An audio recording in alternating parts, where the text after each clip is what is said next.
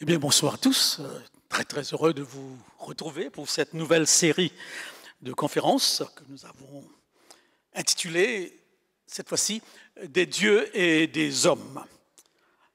La religion en question. Permettez-moi, aussitôt, très vite, de vous préciser que nous n'abordons pas ces sujets comme des experts dans un domaine ou dans un autre. Nous ne le sommes pas. Je suis pasteur et bien sûr les questions humaines et les questions religieuses me passionnent. Je cherche, comme tout le monde, des réponses, des explications, soit pour confirmer ce que je crois ou tout simplement pour comprendre l'autre qui ne croit pas. Donc l'expérience humaine, les faits et gestes, les faits qui nous sont rapportés par les médias et par des ouvrages pas trop compliqués qui abordent la question. Voilà un petit tour d'horizon de nos sources pour ces conférences. Et le sujet que nous abordons cet après-midi a pour titre « A-t-on encore besoin de religion ?» C'est une question qui revient assez souvent dans les chroniques de nature religieuse, psychologique et autres. A-t-on encore besoin de religion? Nous pouvons aborder cette question d'une manière très simple. Répondre très rapide à la question. Et ensuite, sous une forme beaucoup plus difficile et complexe, embrouillée. D'ailleurs, on va les aborder sous les deux angles. Dans un premier temps, si vous me posez la question, a-t-on encore besoin de religion? Je réponds immédiatement oui. Je réponds immédiatement oui. Tout simplement parce que les premiers ethnologues, après avoir décrit l'homme comme étant l'animal debout, l'animal qui réfléchit, qui pense, l'animal qui fabrique, est arrivé très vite à la conclusion que c'est aussi un animal religieux. Parce que, aussi loin qu'on peut remonter dans les sociétés humaines, nous ne voyons pas à aucun moment une société qui soit exempte totalement de croyances religieuses. De tout temps, l'aventure humaine a été marquée par le fait religieux. C'est presque indiscutable, n'est-ce pas? C'est difficile de trouver une société où il n'y a pas cet élan religieux. Je ne parle pas de religion pour l'instant, je parle d'émotions ou de sentiments ou de faits religieux. Et deuxièmement, pour confirmer ma réponse, oui, nous en avons besoin.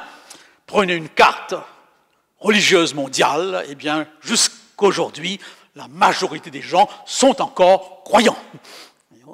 Donc, deux faits statistiques qui sont incontestables. Si la majorité des gens sont encore aujourd'hui croyants à travers le monde, pas seulement d'un point de vue local, c'est que la religion est encore une nécessité. Mais en même temps, je peux affirmer non, un non catégorique. Et je vais vous l'expliquer dans quelques instants pourquoi j'affirme en même temps qu'on n'en a pas besoin. Donc, réponse simple. C'est terminé pour la réponse simple. Entrons maintenant dans la partie compliquée de la question ou du sujet. Et je voudrais, pour ne pas me perdre, interroger la question qui nous est posée. A-t-on encore besoin de religion ? Vous avez 4 éléments dans cette question. On, encore, besoin, religion. Nous resterons dans ce cadre de ces 4 éléments. Alors oui, a-t-on, qui c'est ce on qui se pose la question? Je l'ai identifié sur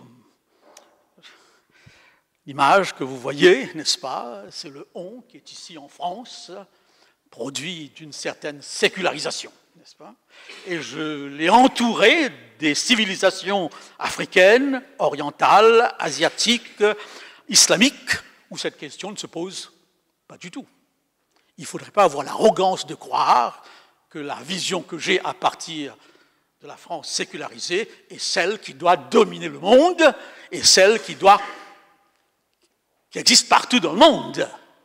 La grosse majorité des gens, croient toujours. Mais le « on » dont il est question ici, c'est un individu. J'ai écouté une fois une intervention de André Comte-Sponville, que j'aime beaucoup d'ailleurs, philosophe athée, très, très équilibré, pas du tout arrogant. Eh bien, il dit ceci, si dans la question telle qu'elle est formulée, le « on » désigne un individu, on peut assurément se passer de religion, parce que je ne crois pas, je n'ai pas personnellement besoin de religion. Voilà donc ce qui est dit clairement. À un niveau individuel, non, vous avez tous dans votre voisinage des gens qui vivent très très bien et qui ne sont affiliés à aucune religion, n'est-ce pas? Mais si le « on » dira de nouveau Sponville signifie la société, alors il faudrait se demander peut-être que faut-il comprendre par religion. Dans un cadre où ce « on » représenterait la société, eh bien, il faudrait se demander qu'est-ce que la religion, n'est-ce pas? Pour essayer de cerner le problème. Eh bien, et nous sommes bien sûr avec la société française. Et là, n'est-ce pas, suivant ce sondage du journal Le Monde, eh bien, en France, la France compte une majorité d'athées et de personnes sans religion. Donc le « on » français tombe dans cette catégorie-là. C'est une particularité peut-être, ce n'est pas général, mais le « on » qui n'a pas besoin, c'est le « on » de la société française. Alors très rapidement maintenant, très rapidement, sans entrer dans de multiples détails, essayons de comprendre pourquoi ce « on » de la société française, eh bien, semble-t-il, n'a pas besoin. Et là, je vais tout simplement parcourir les grandes racines de cette culture française. Premièrement, nous avons, eh bien, nous avons ce que nous avons appelé, n'est-ce pas, le siècle des Lumières. Et très rapidement, l'esprit critique, l'autonomie de la raison, la connaissance, le savoir, la primauté de l'esprit scientifique. Voilà, résumé en quelques mots, cette première phase de l'histoire de la culture française. Ensuite, nous avons ça va trop vite, excusez-moi, la science, qui est le fondement, le socle de cette culture des Lumières. Vous connaissez bien cette petite anecdote où Simon-Pierre Laplace, eh bien, de montrer à Napoléon un de ses traités sur l'astronomie, et cet homme de science, et Napoléon qui lui a posé la question, mais où se trouve Dieu dans votre traité, n'est-ce pas? Et il a répondu cette phrase qui est devenue très très célèbre, je n'ai pas besoin de cette hypothèse. En d'autres mots, Dieu, une hypothèse inutile. Et nous sommes dans cette perspective. Deuxième événement capital où le séculier et le religieux sont totalement séparés, c'est avec cette révolution française qui marque, bien sûr, profondément la culture française, où la religion devient tout simplement une affaire privée, une affaire totalement personnelle. Dans la sphère publique, la religion n'a pas sa place. Le débat est très, très houleux actuellement sur cette question, parce que j'ai écouté attentivement ce qui s'est passé autour de ce dernier acte de terrorisme. Eh bien, on ne sait plus tellement où se trouve la ligne de démarcation entre le laïc et le religieux. À quel moment, eh bien, est-on radicalisé ou pas? Vous avez suivi ce débat pour démontrer que ce n'est pas si simple que cela, même en plein milieu, eh bien, républicain, un rigorisme religieux ne tombe pas en dehors de la loi ou n'est pas condamnable. D'où la difficulté de savoir où ça commence et où ça se termine. Mais je ne vais pas entrer dans cette discussion. Donc, la Révolution française. Ensuite, nous avons ce que j'ai appelé ici les fossoyeurs de la religion. Je ne vais pas m'y attarder trop, parce que la prochaine conférence a pour titre « Dieu, est-ce une invention ?» Mon collègue Patrick Lagarde va l'aborder. Je ne sais pas s'il va faire allusion, mais vous connaissez bien ces choses maintenant. Ces 4 hommes qui ont joué un rôle capital dans la compréhension de la religion dans la culture française. Karl Marx, c'est un opium, en d'autres mots, quelque chose qui endort, une sorte de placebo, n'est-ce pas? On connaît très bien, cet argument Nietzsche va expliquer Marx par une image très simple. Le chrétien est comme un soldat, il va mettre son pied bientôt sur une mine, mais il passe son temps à prier au lieu de regarder où placer son pied. Je ne sais pas si ça correspond à votre christianisme ou à votre foi, mais ça me paraît un peu caricatural. Mais ce qu'on veut dire ici, c'est que nous sommes des gens qui vivent dans un monde qui n'est pas du tout réel, et qui peut-être que cette critique a son pesant d'or parfois. Ensuite, l'allemand Feuerbach, où la religion n'est qu'une projection sur l'écran de notre cerveau, de tous nos désirs inassouvis, de tous nos rêves, n'est-ce pas? C'est une projection. Puis vient Freud, c'est simplement une nostalgie d'une autorité paternelle qui nous marque, etc. Et en fin de compte, avec Nietzsche, la religion est morte, Dieu est mort. Donc, très rapidement, c'est quelques éléments qui expliquent les racines. Ce n'est pas tout à fait faux, tout ce qui est dit ici. Il y a des critiques qui sont intéressantes à voir par rapport aux faits religieux et au christianisme et à d'autres religions. On a répondu à toutes ces questions. Ce n'est pas mon propos bien, de les contrecarrer pour l'instant, n'est-ce pas? Je trouve l'autre racine de la culture française, sur laquelle on a beaucoup écrit, c'est mai 68, n'est-ce pas? Mai 68, c'est le plus important mouvement social de l'histoire de France du XXe. Tous les aspects de la France ont été touchés par cette révolution de mai 68. Certains d'entre vous n'étaient pas encore nés à ce moment-là, donc c'est une génération après, n'est-ce pas? Mais tous les 68ards se souviennent parfois, peut-être. Et j'ai tout simplement, sans rentrer dans toutes sortes de détails, relevé quelques-uns des slogans qu'on pouvait voir sur les routes de Paris. « Cours, camarades, le vieux monde est derrière nous ». Dans ce vieux monde se trouve bien sûr aussi la religion. Oui, le vieux monde est derrière nous. Chacun est libre d'être libre, n'est-ce pas? Il est interdit d'interdire. Les frontières, on s'en fout, n'est-ce pas? Jouissez sans entrave. Même si Dieu existait, il faudrait le supprimer, ni Dieu ni maître. Donc des slogans qui sont parlants, on n'a pas besoin de les commenter longuement. Et je voudrais juste rappeler ici que dans les slogans que j'ai choisis, il y a beaucoup d'autres. Derrière, l'Église est remise en question. C'est l'Église qui est remise en question par certains de ces slogans. Très rapidement, le 11 octobre 1962, nous avions Vatican II, n'est-ce pas? Vatican II, quelques années après, mai 68, et là, l'Église est touchée dans ses positions en matière sexuelle, par rapport à l'éthique, par rapport au divorce, par rapport à l'avortement, par rapport à la contraception, par rapport à l'homosexualité. Eh bien, toutes ces questions deviennent des questions brûlantes jusqu'aujourd'hui. Et c'est en 68 qu'avec Paul VI, vous avez eu cette encyclique appelée Humanae Vitae, n'est-ce pas? Eh bien, où le contrôle des naissances était bien cadré, et cela a provoqué, même en milieu catholique, une sorte de révolution. Donc, mai 68. Nous arrivons maintenant, peut-être aujourd'hui, au terrorisme. C'est après le terrorisme qu'on a eu autant d'articles qui mettaient en cause la religion, n'est-ce pas? La religion comme facteur premier de division et de violence.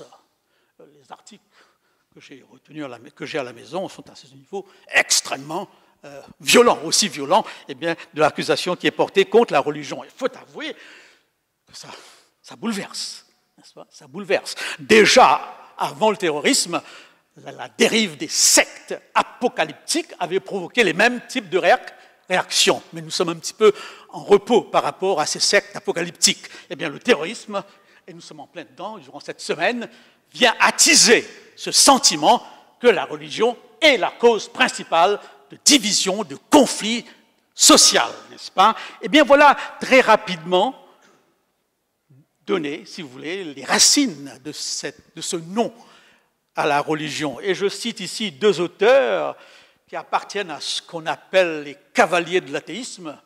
Ils sont 4 ou 5 qui, après le terrorisme, ont sorti des livres extrêmement cassants, n'est-ce pas, par rapport à la religion. Eh bien oui, Stephen Hawkins, dans son livre « Pour en finir avec Dieu », en d'autres mots, pour en finir avec la religion, un livre qui s'est vendu à plus d'1 million d'exemplaires. bien sûr, il y a eu des réponses à Dawkins. J'en ai plusieurs à la maison, mais ces réponses ne sont pas du tout médiatisées.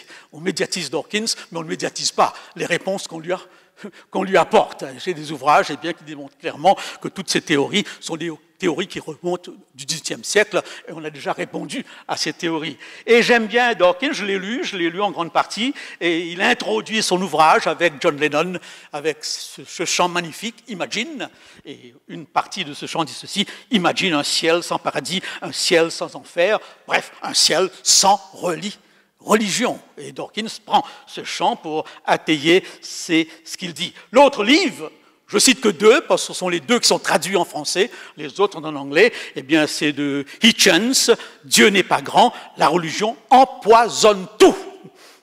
C'est très arrogant et c'est catégorique, c'est pas très scientifique parce que c'est très fermé, n'est-ce pas? La religion empoisonne tout. Donc ça, c'est juste après, si vous voulez, après le terrorisme, la réaction dans le monde. Mais ajoutons maintenant le deuxième mot, encore, avons-nous encore. Encore sous-entend une situation passée qui ne doit pas revenir ou qui revient plus ou moins. Chaque fois que nous disons encore, nous sommes à cheval sur deux situations, une nouvelle et une ancienne. Doit-on maintenir ou doit-on abolir? Et je crois en toute franchise que cet argument ici donne l'impression que l'humanité est passée de l'enfance à l'âge adulte, avec au milieu l'adolescence. Pour reprendre, si vous voulez, la vision d'un autre philosophe très connu, Auguste Comte, qui voyait trois stades à l'humanité. Un premier stade qu'il appelait théologique, fétichique, le stade du Père Noël, n'est-ce pas? Le stade du Père Noël, le stade où les primitifs, n'arriveront pas à expliquer tous les phénomènes de la nature, les appliquent à Dieu. Et c'est ce qu'il appelle stade de l'enfance, où tout s'explique par Dieu. Mais c'est pour un temps. Ensuite vient le stade métaphysique, où les mêmes éléments sont cette fois-ci expliqués d'une manière plus articulée, plus abstraite par la philosophie. Ces deux stades, dans sa vision, sont révolus. Nous sommes maintenant au stade positiviste, c'est-à-dire scientifique. Et en principe, suivant sa prévision, la religion, avec ce stade, devrait depuis longtemps avoir disparu. Mais force est de constater qu'elle est toujours là. Et si Comte a disparu, sa théorie, n'a pas trouvé une réalisation vraiment matérielle, puisque le monde est encore croyant. Et là, je trouve un peu d'arrogance. Et j'ai trouvé cette arrogance, n'est-ce pas, cette arrogance chez Michel Onfray, connu très bien, on l'appelle le bouffeur de curé, bien qu'il s'en défende, n'est-ce pas? Et il a une université où il propage, bien sûr, ces idées que la religion n'est plus nécessaire, n'est pas nécessaire, bien qu'il arrive à la conclusion que la société est encore imprégnée de christianisme, on ne pourra pas s'en sortir. Alors, il parle du croyant. Voilà ce qu'il dit du croyant. C'est un être naïf, niais, mineur mental, baignant dans une imbécile béatitude, perpétuellement infantiliste, adhère à une série de balivernes, de bêtises, de fariboles, de fables et de fatras. Est-ce que vous vous reconnaissez, n'est-ce pas, dans cette description? D'ailleurs, dans son petit livre, Irène Fernandez a repris justement toutes ces théories. Donc, enfance, la religion, scientifique après. Encore, avons-nous encore besoin? L'être humain est quand même un être de besoin. L'être humain est un être de besoin, n'est-ce pas? Des besoins d'ordre sociaux, des besoins intellectuels et des besoins existentiels. Vous connaissez bien, n'est-ce pas, toute cette personne ne pourra le nier. Nous sommes des êtres qui ont des besoins. Et parmi ces besoins, vous avez les besoins sociaux, d'épanouissement, d'estime de soi, n'est-ce pas, d'identité, de réalisation. Abraham Maslow l'a bien démontré dans sa fameuse pyramide. Et vous avez surtout ces besoins intellectuels, où on veut comprendre.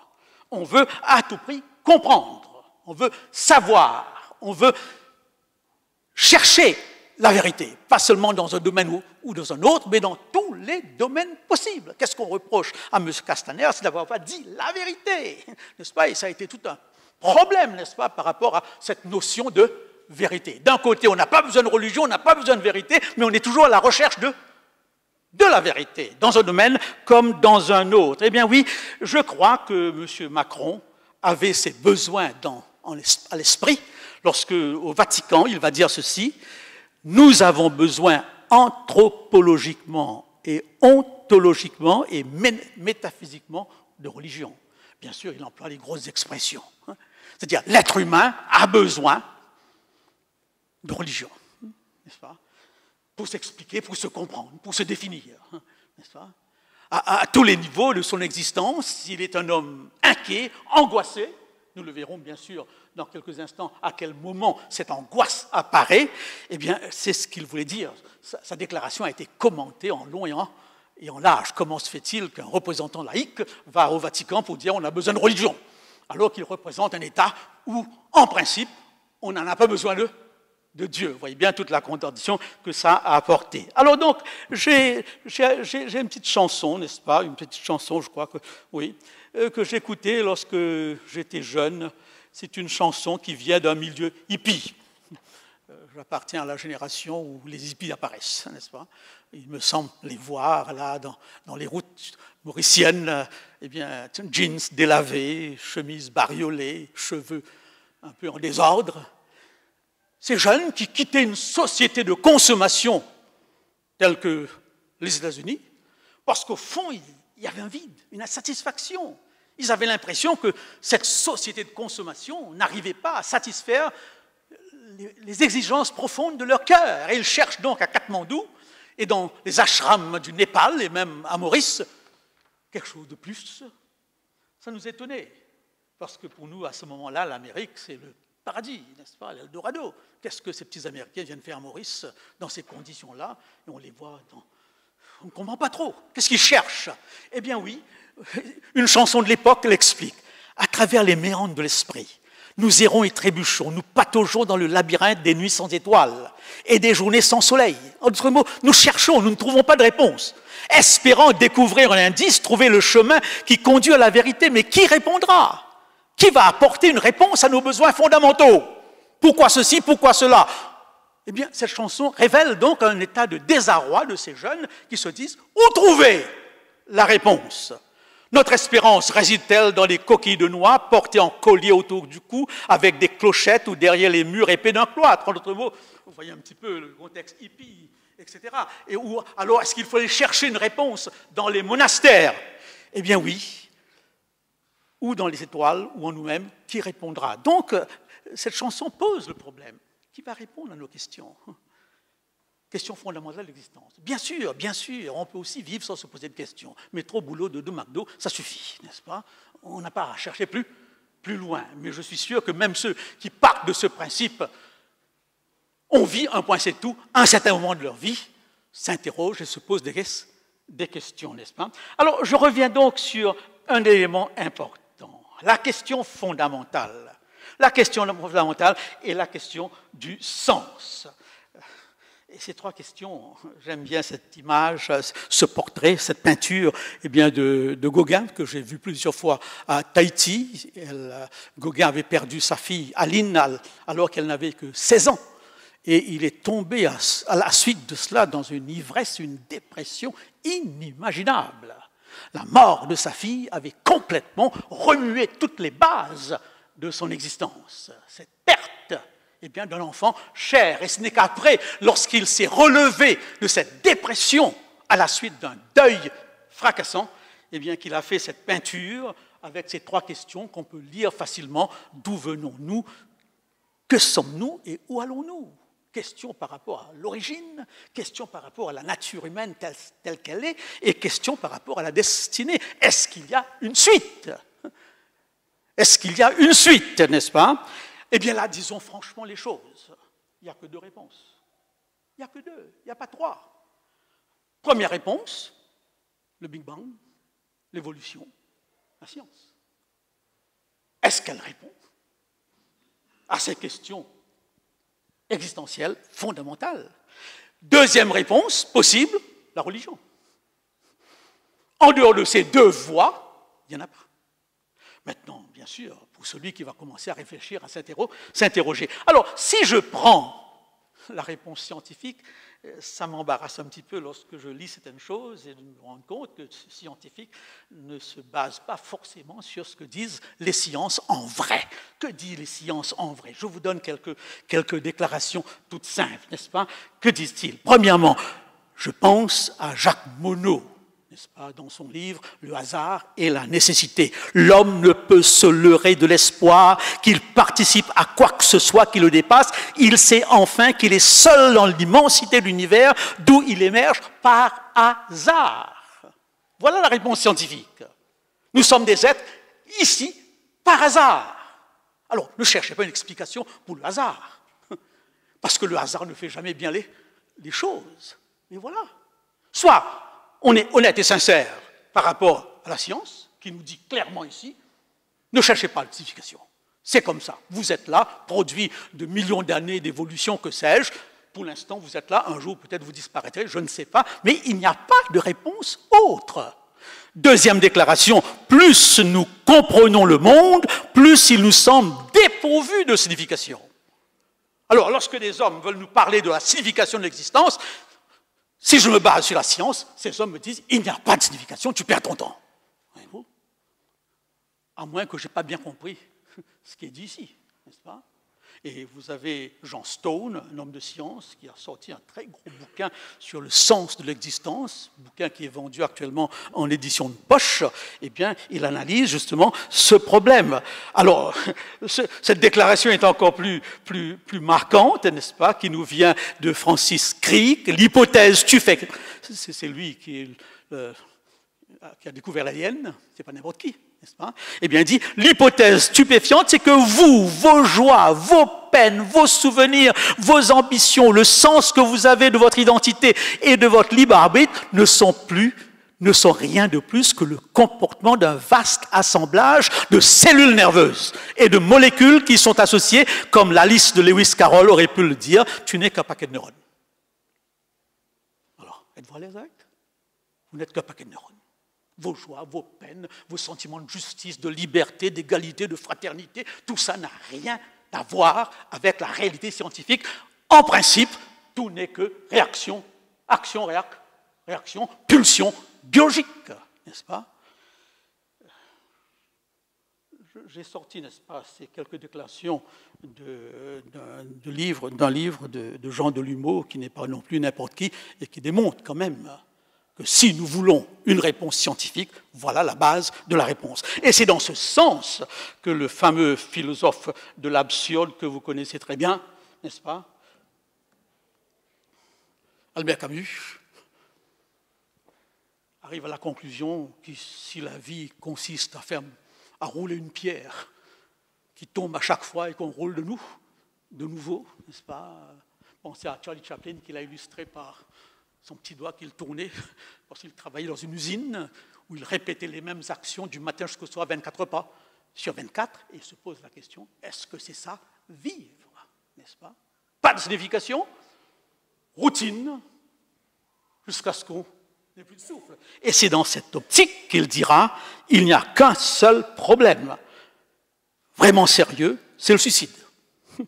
Juger que la vie vaut ou ne vaut pas la peine d'être vécue, c'est la réponse à la question fondamentale de la philosophie. À quoi ça sert de vivre? Deux réponses. Il n'y a aucune raison scientifique.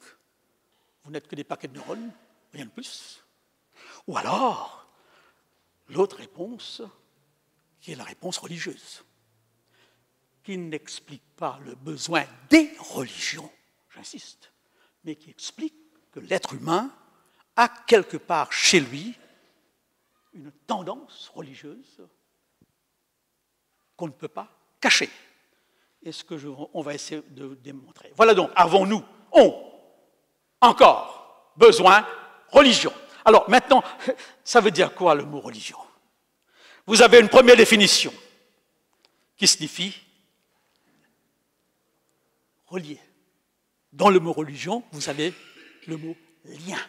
Et la question pourrait se poser, avons-nous en tant qu'êtres humains besoin de liens pour vivre? Pouvons-nous vivre d'une manière isolée, coupée de tout, sur une île déserte? Je me rends compte que même ceux qui ont fait l'expérience trouvent nécessaire, n'est-ce pas, d'apprivoiser un animal quelconque pour avoir un moyen de contact. Voyez-vous? Donc, avons-nous besoin de religion pourrait signifier, avons-nous besoin de liens? Êtes-vous capable de vivre sans lien, sans communauté? Si vous dites oui, alors on n'a pas besoin de religion. Mais réfléchissez. Réfléchissez, n'est-ce pas? Denise n'est pas là, ou si elle est là, je lis actuellement son livre sur les psychologues. Denise, c'est un membre de l'Église d'ici, sur l'appartenance, démontrant bien que l'être humain est un être qui a besoin d'appartenir. Il a besoin d'appartenir. Mariage, communauté, à tous les niveaux. Il a besoin de liens. Voilà la première définition. La première définition. Et deuxième définition du mot religion, relire. Relire, n'est-ce pas? Et ça nous renvoie par extension à la nécessité d'une tradition, la nécessité d'une culture qui est transmise de génération en génération. Et là, j'aime bien la réflexion de Sponville sur cette deuxième définition, et il dit clairement, un Dieu socialement défunt, possible, Dieu est mort, mais quand même, les valeurs que ce Dieu représente est toujours là. Et le philosophe, avec honnêteté, dit, ne jetons pas le bébé avec l'eau du bain, les valeurs morales, les valeurs culturelles, les valeurs spirituelles sont nées avec les religions, surtout les trois religions monothéistes, et transmises par les religions. Et j'aime bien Sponville, parce qu'il a grandi catholique. À un certain moment, il abandonne sa religion, mais il n'a jamais abandonné ses racines chrétiennes. Et il les justifie, n'est-ce pas? Il les justifie. Et il dit très bien, cela ne veut pas dire qu'on a besoin d'un Dieu. En effet, comme il dira tout simplement, avez-vous besoin de croire en Dieu pour penser que la sincérité vaut mieux que le mensonge? Avez-vous besoin de croire en Dieu pour comprendre que la générosité vaut mieux que l'égoïsme? Avons-nous besoin de toutes ces valeurs véhiculées par le christianisme, les racines chrétiennes de la France, de l'Europe? C'est un fait qu'on ne peut pas systématiquement nier, même si on veut le nier. N'est-ce pas? Et là, Sponville dit, j'ai toutes ces valeurs dans ma vie. Mais ça ne veut pas dire que j'ai besoin de croire en Dieu pour cela. Surtout un Dieu personnel, transcendant, comme le Dieu monothéiste. Voilà donc la complexité de la situation. Et je voudrais illustrer cette complexité par quelques faits médiatisés dernièrement. Le premier fait, n'est-ce pas, Johnny Hallyday. Il vaut bien une messe. Il en a eu 7, n'est-ce pas? Ça me frappait qu'on ait fait autant de messes pour Johnny, n'est-ce pas? Et là, vous avez une foule qu'on n'a jamais rassemblée. Il semble encore que dans ce pays sécularisé, c'est lors des deuils qu'on rassemble plus de monde. Et c'est lorsque le pape fait une visite qu'on rassemble plus de monde. Est-ce que c'est un signal que la religion est toujours là? Eh bien oui. Comment est-il appelé, notre Johnny bien-aimé? L'idole. L'idole des jeunes, l'idole de tout un peuple. Et ce mot idole, vous l'avez, n'est-ce pas, pour tous les aspects. L'idole du grand écran, l'idole des stades de football, des idoles devant lesquelles on se soumet.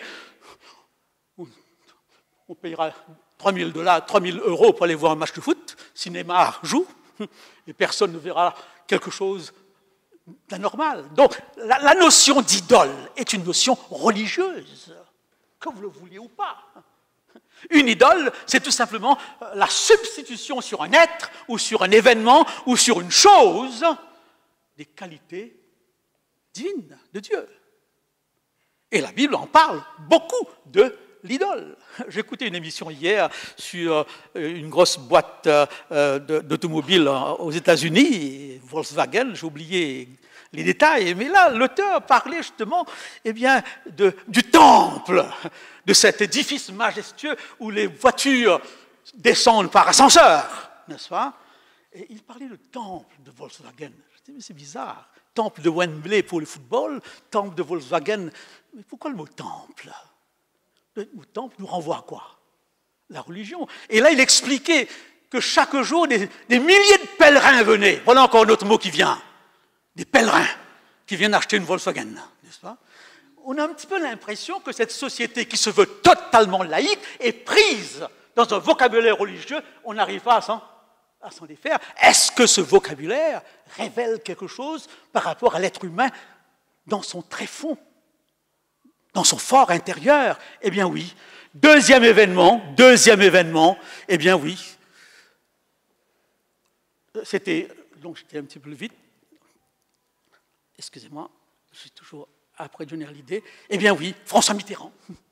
J'ai lu, pour vous préparer l'exposé, tout ce qui est dit à son sujet, cette question revient à chaque fois. On pose au président français qui meurt, est-il croyant ou pas? Cette question est revenue constamment pour Chirac. Est-ce que Mitterrand était croyant? On ne sait pas. On ne peut pas dire oui, on ne peut pas dire non. Mais il était travaillé par les questions religieuses, travaillé par le problème de la mort. Il n'arrivait pas. Et c'est pour cette raison, lorsqu'on lui a demandé, avant qu'il meure, eh bien, si on fait une messe ou pas, il a donné cette réponse qui est devenue une réponse classique. Eh bien oui, une messe est possible. Une messe est possible. Est-ce que ça signifie que quelque part, il s'accroche à un au-delà? Il s'accroche à une possibilité. Oh, si ça existe vraiment, comme le disait Dormesson dans son livre, je ne sais pas si Dieu existe, je ne sais pas s'il y a un ciel, mais s'il y a un ciel, tant mieux pour moi. N'est-ce pas? S'il y a un ciel, j'aurais bien aimé y être. Donc, en d'autres mots, ce que je vous fais comprendre ici, je ne parle pas des religions, je parle du sentiment religieux, des émotions religieuses, eh bien, de cette tendance humaine à vouloir s'accrocher à quelque chose, à un idéal, quelque chose de transcendant, quelque chose qui le dépasse. Eh bien, je pourrais dire la même chose pour notre ami Chirac. Était-il croyant ou pas? Je ne sais pas. Parfois, je me demande, mais si ces gens ne sont pas croyants, que signifie toute cette mise en place? Et c'est là que j'ai entendu cette réflexion très intéressante d'un journaliste. La France a de la difficulté à tracer une ligne entre la laïcité et la religion. Et très souvent, lorsqu'à ces moments de deuil national, la religion se mêle, on ne sait même pas comment l'articuler, comment l'expliquer, comment le dire. Et ça m'amène à la conviction que le fond de l'être humain est religieux. Eh bien oui, je pense à l'incendie de Notre-Dame. Une procession massive de croyants, de non-croyants, la main dans la main, des larmes aux yeux, dans un silence respectueux, presque sacré. Et un journaliste disait, mais on a un peu l'impression que toute la France était redevenue chrétienne. Ce sont des expressions qui sont significatives. Et alors, je vous pose une question. Bien sûr, on va l'expliquer. Oui, pour les chrétiens, nostalgie religieuse par rapport à un bâtiment, une église. Mais pour les non-chrétiens dans la procession, c'est tout simplement nostalgie républicaine. Arrivez-vous à faire la différence? Nostalgie religieuse pour les chrétiens, nostalgie républicaine par rapport à l'histoire de France. Mais lorsque vous prenez les deux émotions qui sont exprimées, elles sont quoi? Les mêmes. Elles sont les mêmes. Il n'y a pas une éthique républicaine, une nostalgie républicaine, une sympathie républicaine qui soit différente, eh bien, d'une qui soit chrétienne. Alors, des faits tout simplement qui viennent soutenir que l'homme est un animal religieux. Il a besoin de transcendance. Et je prends ensuite le dernier fait divers, n'est-ce pas? Marianne défigurée à l'Arc de Triomphe, c'est la République qui bascule. La porte symbolique de cette image est tragique. Voilà où mène l'arrogance, la provocation et l'incompétence. J'ai pris ça d'un journal. La République bascule tout simplement parce qu'on a brisé une statue de Marianne. Ça fait quand même réfléchir. On est là dans le domaine du sacré. On est là dans le domaine de la révérence. Dans le domaine de l'honneur à quelque chose que nous appelons Dieu en tant que chrétiens, mais que la République appelle la République. Tout simplement pour dire que le fond de l'être humain est profondément religieux, n'est-ce pas? Alors, lorsque en 97, si je me trompe, Jean-Paul II lance les Journées mondiales de la jeunesse. C'est son initiative. Et Paris a été le théâtre de cette première journée, si je ne me trompe. J'ai à la maison quelques journalistes, quelques textes de journalistes qui disaient « mais ce sera une catastrophe ». Comment peut-on penser que dans la France laïque, le pape va attirer des gens? Voilà. Catastrophe. Il y a eu 1 million de jeunes. 1 million. Et j'aime ce titre d'un journaliste, Jean-Paul II, plus populaire que Johnny Hallyday. En effet, il n'y a que lui capable d'attirer autant de monde. Je n'entre pas dans les détails de la signification de ça. Je fais remarquer tout simplement que c'est encore la religion qui attire les foules, qui attire la masse. J'étais à l'île Maurice, le pape a fait une visite à Maurice, petit pays, et sous une pluie battante, on a rassemblé 100 000 personnes. J'étais impressionné, en même temps heureux de constater que le sentiment religieux est toujours là. Eh bien oui, après ces déclarations, il n'aura personne. Ce sera une catastrophe, un fiasco. Eh bien, Olivier Gisbert va... Je pense que ça vient. Ça ne marche plus. Eh bien oui, c'est un texte de journaliste, voilà, d'Olivier Gisbert. Vous connaissez dans le Figaro que ça a apparu. L'homme a besoin de Dieu. Il lui faut sortir de lui-même pour se trouver. Il rêve du ciel, du salut et d'au-delà. Rien ne peut résister au déferlement du surnaturel. On ne tuera jamais en nous l'intuition de Dieu. Chasser le naturel, il revient au galop. Je ne parle pas des religions ici. Je parle de ce besoin d'un rapport avec une réalité qui nous dépasse. Et c'est Dostoïevski qui va aussi nous dire quelque chose que j'aime beaucoup, enfin qui conforte ce que nous disons.